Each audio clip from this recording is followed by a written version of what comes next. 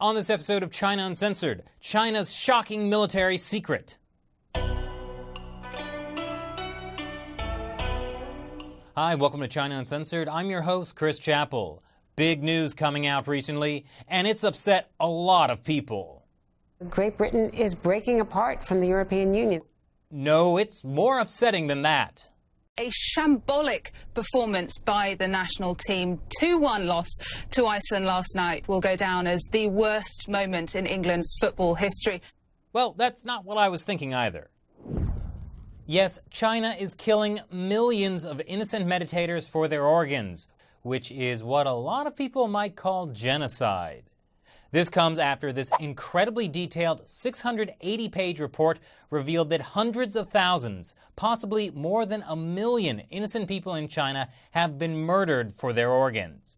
And I'm not talking about this being done by some underground gangs or criminal networks. I'm talking about official hospitals, including hospitals run by the Chinese military, like this one, the 301 Military Hospital in Beijing. It's a place where a lot of high-ranking Communist Party members get treated. The Chinese military is killing Chinese citizens for their organs on a massive scale. And across China, other hospitals have been following their example. The Chinese regime not only deprives its people of their basic rights on a daily basis, but literally steals their body parts for a profit. Because there's nothing more valuable than a human life. Now, you'd think this discovery should be making major international headlines, and to a degree, that's happened. The problem is that news, like comedy, is all about timing. And the timing for this wasn't the greatest. Hashtag Brexit. But this story is still huge, and the long-term implications haven't even begun to set in. Eventually, I think it's going to mean more countries will go from attitudes like this. I think this is going to be a very important moment for British-Chinese relations, which are in a very good state, something of a golden era in our relationship. To attitudes like this. We recommend that there is an international investigation into forced organ harvesting in China, and we ask the British government to take a lead on this. Because it's hard to have a golden era with a regime that's currently committing crimes against humanity. I mean, once enough people know about it. So, here's what people ought to know about it. In most of the world, it takes months or years to get an organ transplant. But in China, it's so easy. Patients typically must wait only a few weeks for a donor organ. And they somehow perform a crazy number of organ transplants there. Officials say there's a total of 10,000 organ transplants a year in China. But this report finds that there are, in fact, mega hospitals across the country, each with thousands of beds performing thousands of transplants. So many that, according to the report, many surgeons have simply lost count of how many they've performed. Using data gathered from Chinese media reports and the websites of individual hospitals, the report goes on to estimate that between 60 to 100,000 transplants are carried out every year to supply China's hospitals with fresh organs. By contrast, the total number of transplants in the U.S. in most years is less than 30,000. Only those are all volunteer donors, whereas in China, there is barely a functioning national organ donor system. Hence the need to kill people for their organs. Of course, this raises the question. If the Chinese Communist Party is killing all these people for their organs, where are these people coming from? Wouldn't, people in China start to question so many disappearances? Well, not if the party convinces you that a certain group of people aren't really people and can be treated however they want. Is there any group like that in China? Falun Gong practitioners, the people who are thrown into labor camps for doing this. That's where the vast majority of the organs are coming from, according to Bloody Harvest.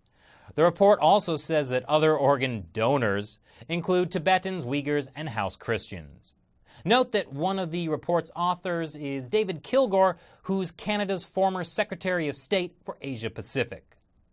Bloody Harvest goes into detail about the evidence behind their claim that Falun Gong practitioners make up the majority of organ harvesting victims. Like how undercover investigators called dozens of Chinese hospitals asking for those healthy Falun Gong organs, and the doctors even boasted about it. For example, 我跟你讲，你这个干预的是可以的。那我就问啊，等要等多久？工体有啊，天天有哎。现在我们今天就做。不是你现在又不是说是有新鲜的，有活的人的，你这个都是活的。啊？都是活的，看看我们这是最好的。Yes, for the best live organs, visit Jiaotong University affiliated hospital. 那你们这个做了多久了？我就想问一下你们这个技术。我们做了5、6年了，做4、5年，5、6年了。那一个月能做多少？做了4、5万一个月。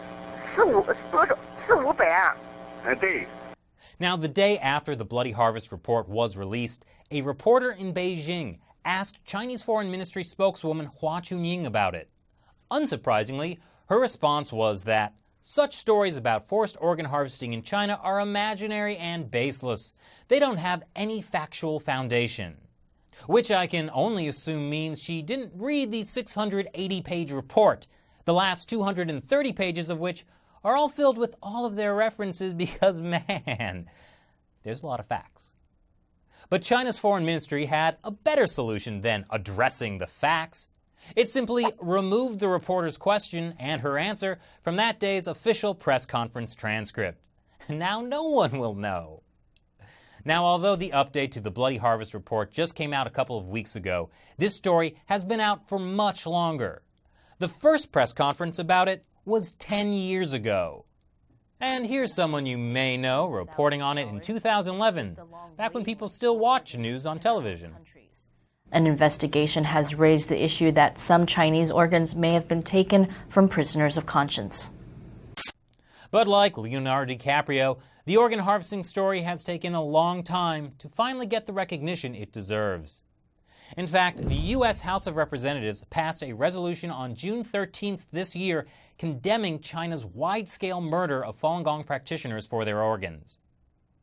Now that is shocking. Democrats and Republicans actually agreed on something. But the biggest shock may come from inside China. Because now that this news is getting more and more attention, Chinese authorities will have to do more to address it than simply deleting all mentions of it from the Foreign Ministry website. And there's some evidence that Chinese leader Xi Jinping is already taking steps to address it. But of course in a very roundabout way. As I've mentioned before, Xi Jinping's so-called anti-corruption campaign is really aimed at taking down his political enemies. One of his enemies is former Chinese leader Jiang Zemin. He's the guy who originally orchestrated the entire persecution of Falun Gong. And he's been controlling the military from behind the scenes even after he stepped down in 2003. Well, just a few days before the congressional resolution passed, Jiang Zemin was allegedly taken into custody by Chinese paramilitary troops, according to the Epoch Times. So if the head guy responsible for organ harvesting from Falun Gong practitioners gets taken down, does that mean Xi Jinping can make it stop? And will he? Perhaps we can gently nudge him towards the right move, with a tremendous amount of international pressure.